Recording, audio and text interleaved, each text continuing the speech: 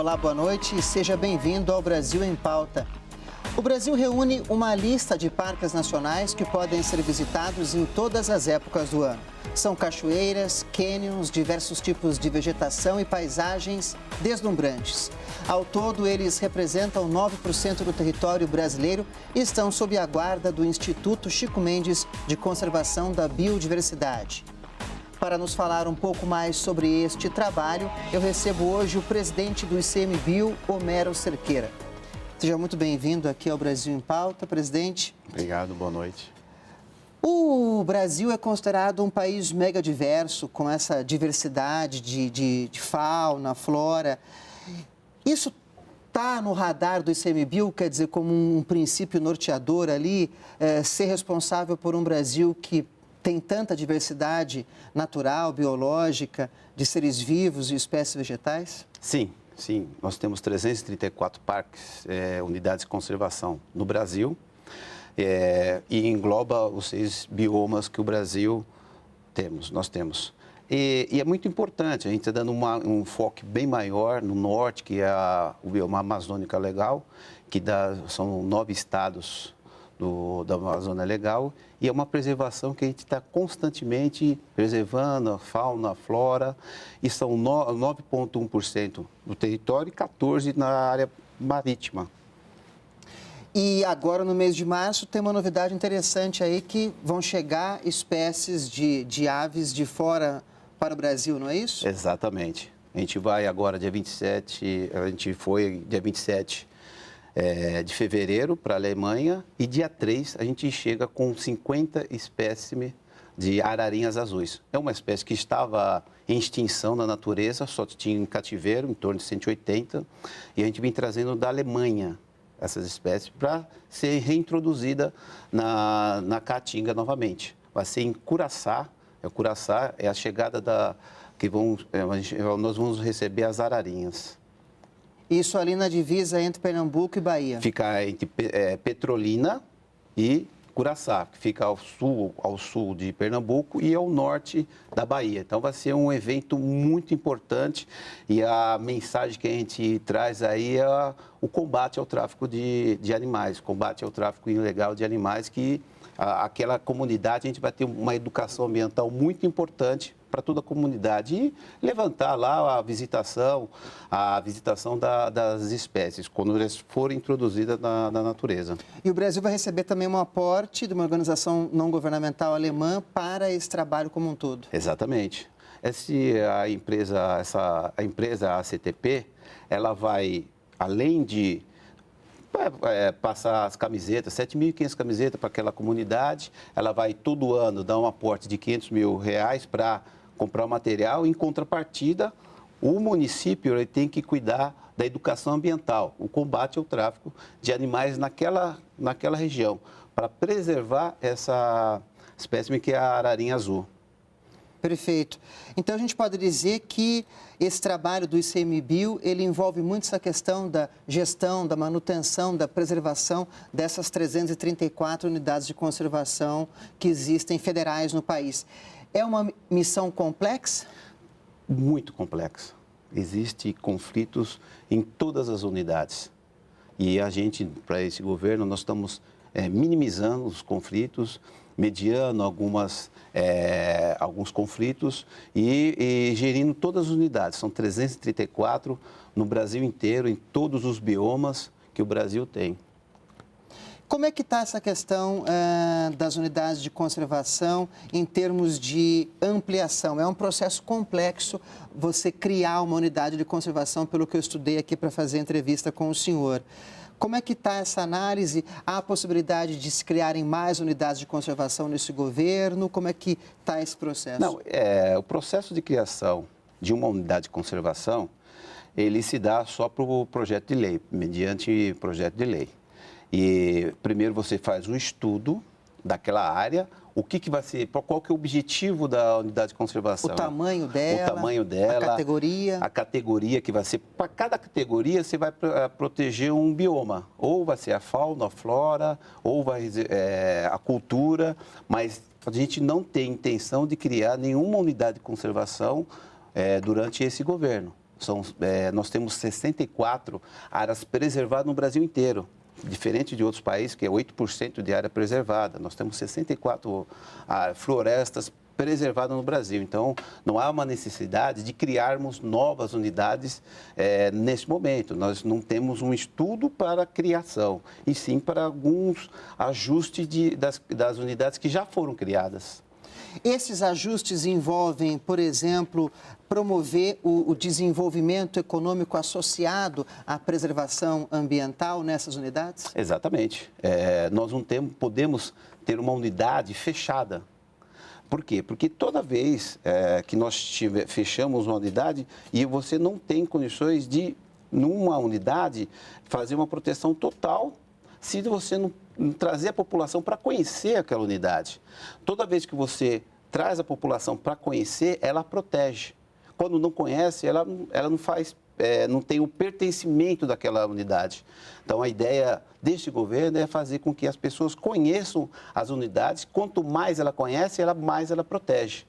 Para ver a beleza da natureza, dos cânions, das cachoeiras, do bioma, focar nas aves, nos pássaros, na natureza, e esse é o objetivo nosso. É nesse contexto que a gente pode citar, por exemplo, a portaria que permite a pesca esportiva nas unidades de conservação, lembrando que vão existir regras para essa pesca esportiva, que as próprias unidades de conservação vão criar, mas é nesse contexto de associar o desenvolvimento econômico, já que pode atrair mais turistas, com a preservação ambiental? Exatamente. A portaria 91 de 2020, que estabeleceu regras para a pesca esportiva, que é a pesca de pescar e soltar as espécies. O que acontece? A gente vai estabelecer o plano de manejo, permitindo as espécies que não podem ser, locais que não podem ser feito a pesca esportiva e os locais que podem ser. Só nas unidades de uso sustentável. Essa é a ideia nossa, mas estabelecendo regra. E quando a pessoa vai lá, faz a pesca esportiva, ela tem o desenvolvimento naquele local. Ela desenvolve aquele local, a pessoa vai poder vender um atrativo das comunidades locais, ela vai trazer mais turista para aquele local e o turista vendo aquilo lá, preserva e desenvolve economicamente aquele local. Então, não adianta. E na Argentina, o pessoal vai para a Argentina para pescar, o pessoal vai para os Estados Unidos para pescar. E a gente tem uma beleza exuberante no Brasil que pode trazer mais turistas. 2.500 quilômetros são de área de preservação. Então, a gente pode trazer pessoas de outros países para desenvolver economicamente aquela área que, às vezes, é muito carente, certo? Pessoas pobres que não têm, às vezes, condições de ficar só preservando sem ter uma pesca esportiva naquele local. Então, você tem um atrativo muito grande no Brasil com essa natureza aí de pesca esportiva. Mas tudo com regra, tudo com vendo o plano de manejo, quais são os locais que são permitidos. E é dessa forma que a gente vai estar caminhando. Perfeito. O Instituto Chico Mendes de Conservação da Biodiversidade, ele consegue abarcar toda essa complexidade? Como é que está hoje a estrutura ali do Instituto? A estrutura do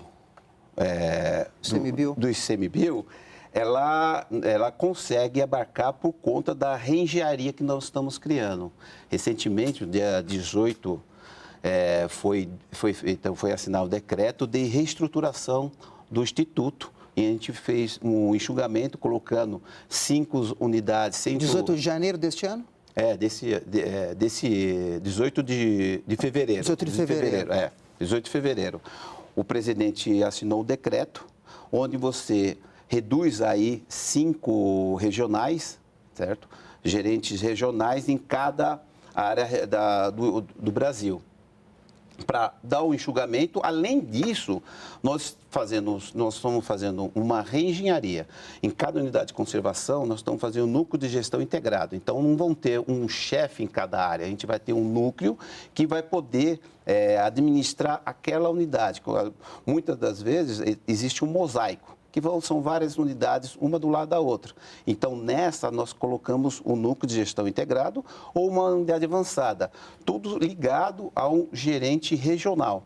Então, nós estamos enxugando a administração do Instituto para dar mais eficiência, eficácia na administração daquela unidade de conservação. Otimizando a gestão. Otimizando a gestão por meio de tecnologia, por meio de monitoramento, por meio de satélites que nós fazemos essa gestão. E essa possibilidade de ser fundido o ICMBio ao IBAMA, esse estudo ainda continua no contexto do Ministério do Meio Ambiente? Como é que está essa questão? Não, mas o IBAMA tem uma outra finalidade, tem um outro objetivo. Uma outra vertente. Ele tem outra vertente. E o nosso instituto ele foi criado para preservação da unidade de conservação, do biomas. Federais. Então, se fosse feito um estudo, o presidente não teria assinado esse decreto de reestruturação do próprio instituto, né? Presidente, a conversa está boa, tem muitos assuntos, a gente já volta. Eu volto em instantes com o presidente do Instituto Chico Mendes de Conservação da Biodiversidade, Homero Cerqueira. Não saia daí.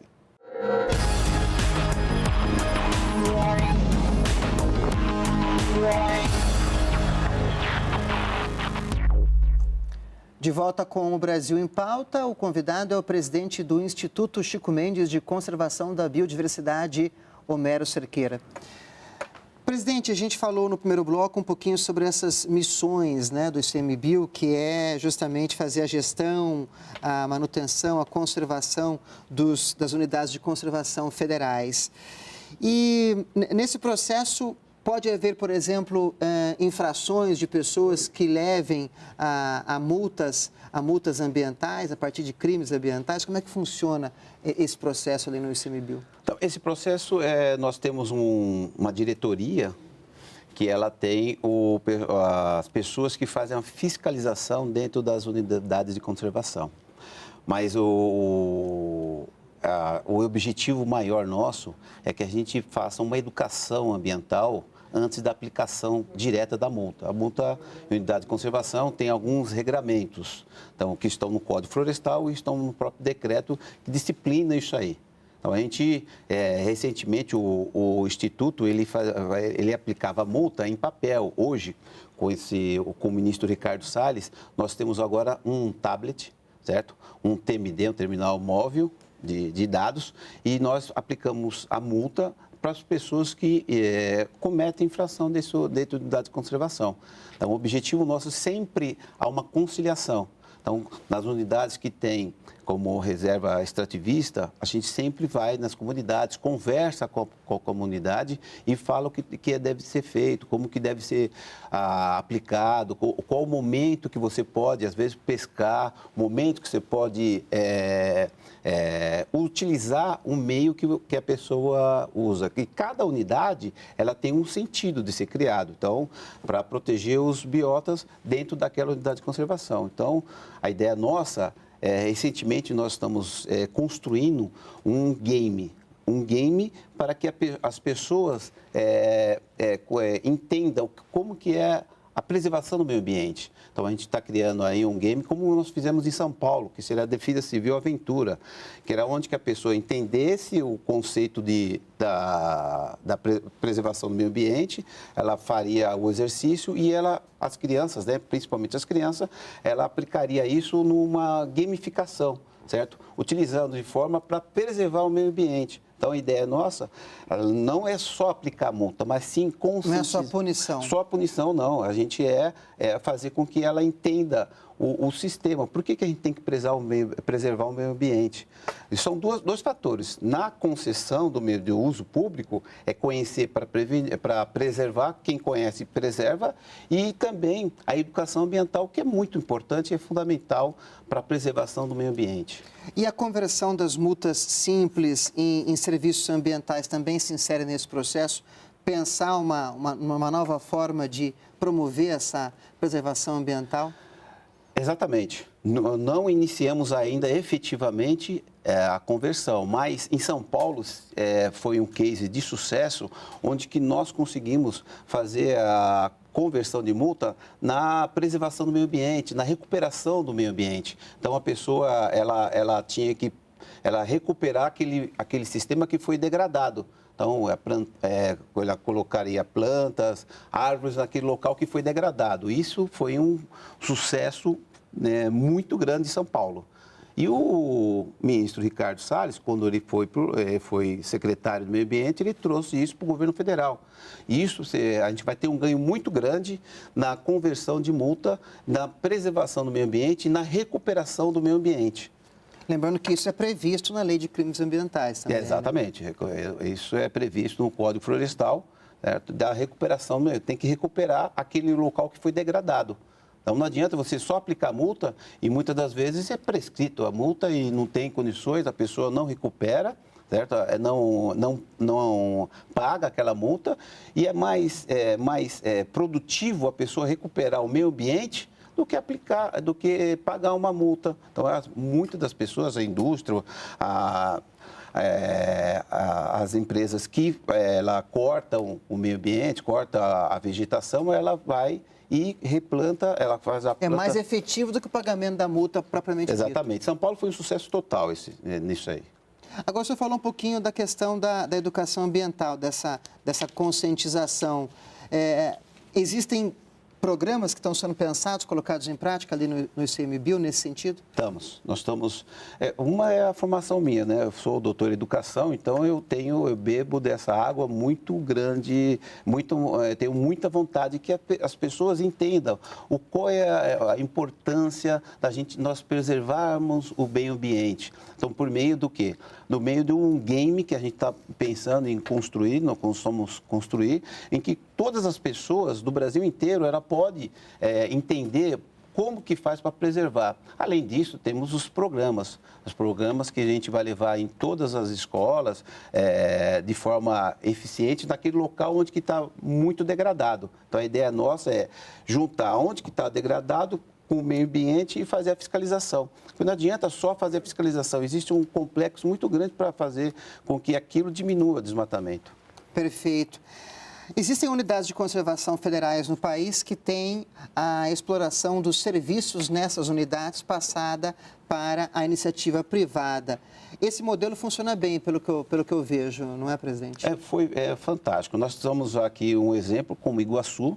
Iguaçu desenvolveu o que Desde 98, a iniciativa privada explora serviços ali no parque. Concessão do uso público, só é concessão, a gente não vai privatizar, a gente vai conceder o uso daquele lugar para as pessoas. A gestão, manutenção do parque é tudo ICMBio. O concessionário ele vai fazer a manutenção do brigadista, a limpeza, todo aquele serviço que o Estado... que o governo federal fazia, a concessionária vai fazer. E a gente só fica na gestão e na fiscalização. Da preservação do meio ambiente. Nós vamos agora fazer a concessão de aparatos à Serra, Serra Geral, São Francisco de Paula, Canela, vamos fazer Iguaçu, Jericoacoara e Lençóis. Então, vai ser um ganho muito grande para o meio ambiente, porque as pessoas vão poder visitar, preservar. E isso aí vai ser no Brasil inteiro, não só no governo federal, mas os estados estão fazendo e municípios estão fazendo também. Estão indo ao caminho da concessão do uso público. Que é mais uma colocação em prática dessa ideia de associar o desenvolvimento econômico com a preservação ambiental. Com a sustentabilidade daquela unidade, em que as pessoas, cada R$1 aplicado no orçamento de concessão é recuperado R$15 na comunidade local, no bairro. Então, as pessoas vão poder vender vai ter uma economia local, ela vai poder trabalhar nos hotéis, vão poder ser guia, vão poder... Arranjos produtivos sustentáveis. Exatamente, geração econômica vai aumentar cada vez mais. E as pessoas vão preservar porque aquilo aumenta o sustento. O Brasil é o maior potencial de ecoturismo do mundo. Então, a gente tem que caminhar para essa da concessão do uso público nas unidades de conservação. E essas unidades que já têm esse serviço explorado pela iniciativa privada atraem muitos turistas. O Parque Nacional do Iguaçu, por exemplo, é um case de sucesso nesse sentido. No ano passado teve um recorde de turistas estrangeiros. Parque Nacional do Tijuca, no Rio de Janeiro também, né? Então, o Parque Nacional do Tijuca, Fernando Noronha, Iguaçu, aumentou 20%, 2019 para 19 para 18. Exatamente, 20% no Brasil. E a ideia nossa é aumentar cada vez mais. Muitos turistas estrangeiros estão vindo para o Brasil para conhecer a natureza, a beleza que nós temos. Até porque esse é um ativo do Brasil no exterior, né? Exatamente. O Brasil, ele é conhecido pela nossa beleza natural. Então, as pessoas vêm para o Brasil para conhecer. Um outro dado importante, Iguaçu, nós temos o centro de pesquisa. E lá aumentou a quantidade de animais que temos lá, que é a onça pintada. Então, dobrou a quantidade que estava sendo extinta. Então, aumentou, tinha caça e aumentou a quantidade de onças que tinham lá, por meio da pesquisa que desenvolvemos no Iguaçu. Eu ia falar sobre isso, sobre essa questão da pesquisa. Essa é uma outra vertente de trabalho forte do ICMBio também. Exatamente. O ICMBio, ele tem um monitoramento da biodiversidade. Então, tanto da fauna como da flora, nós fazemos uma pesquisa e um monitoramento para verificar quais são as espécies que estão em extinção. Em Iguaçu foi feito um trabalho forte, tá, para dobrar a quantidade de onça pintada. Agora, o que a gente está fazendo foi um trabalho das ararinhas. A gente viu que estava em extinção, houve um trabalho que foi feito anteriormente e agora conseguimos, com 50 espécimes, chegar ao Brasil e cada ano a Alemanha vai trazer mais. Então, isso é feito por meio da pesquisa, do monitoramento, do acompanhamento do biota que temos nos biomas. Nesse trabalho que o senhor desenvolve ali na frente do ICMBio e considerando essa complexidade do meio ambiente no Brasil, a gente pode dizer que o Brasil está numa linha de frente nessa questão da preservação ambiental, na conservação da biodiversidade no mundo? Eu acredito que nós estamos cada vez mais avançando nesse caminho, porque não adianta você preservar o meio ambiente fechando totalmente aquele local, aquela unidade. Você tem que abrir, certo? E abrindo para você visitar, abrindo para você poder fazer o manejo da madeira, né? Que é nas flonas que nós temos. O Brasil está cada vez mais indo ao objetivo que é a sustentabilidade. Não adianta só fechar aquela unidade. Você tem que fazer com que olhar para as populações locais para que elas possam desenvolver também, porque ela só tem aquilo lá, a floresta, e ela tem que tirar o sustento da floresta. Como que ela faz isso? Ela preservando. Se ela acabar com tudo, a gente não vai ter uma economia, não vai ter o desenvolvimento daquelas comunidades tradicionais, aquela do Ribeirinho, das comunidades que estão em torno. Então, é muito importante, principalmente no norte do país, que já fui várias vezes para lá, em Itaituba, no Pará, Rondônia, no Acre. Então, a gente tem que olhar para essas comunidades e ver que elas precisam desenvolver, elas precisam ter o sustento.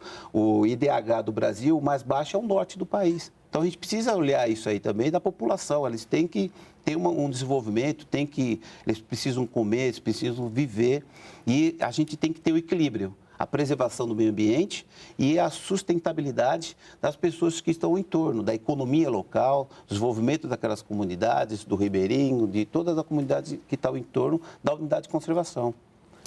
Bacana, presidente. Parabéns pelo trabalho. Espero ter o senhor de novo aqui no Brasil em Pauta conosco. Conte com a gente, obrigado. Estamos à disposição. O Instituto está aberto para o diálogo e para o desenvolvimento do Brasil. Eu conversei com o presidente do ICMBio, Homero Cerqueira. Se você quiser rever essa e outras entrevistas, acesse o nosso canal no YouTube ou baixe o EBC Play. Obrigado pela companhia. O Brasil continua em pauta aqui na TV Brasil.